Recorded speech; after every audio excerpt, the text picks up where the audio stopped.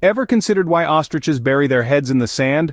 It's a myth, of course, but it serves as a perfect metaphor for the ostrich effect. This psychological phenomenon is our tendency to dodge unsettling information. Rather amusing, isn't it? But humans do something quite similar.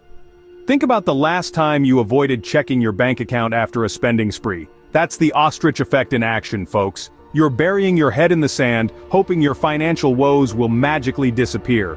Or perhaps you've been ignoring that nagging cough, afraid it might be something serious. That's another instance of the ostrich effect, where we choose ignorance over confronting an uncomfortable truth.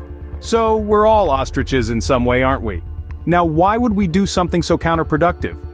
Let's delve into the science behind it. The ostrich effect is a product of how our brains are wired. You see, our brains are programmed to avoid stress and potential threats, a mechanism that served our ancestors well when they had to dodge saber-toothed tigers. But in our modern, information-heavy society, this can often be more of a hindrance than a help. We're bombarded with information.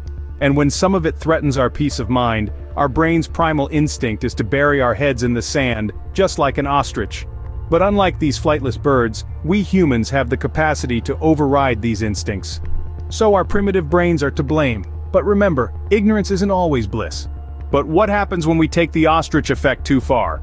Picture this. You're drowning in debt, but instead of tackling it, you ignore the bills. Or, you're feeling unwell, but you shrug off those troubling symptoms. This is the dark side of the ostrich effect. It's not just about hurt feelings or bruised egos, it can lead to financial ruin or severe health issues. The key to our overall well-being? Facing those unpleasant realities. And remember, unlike real ostriches, we can't breathe through sand.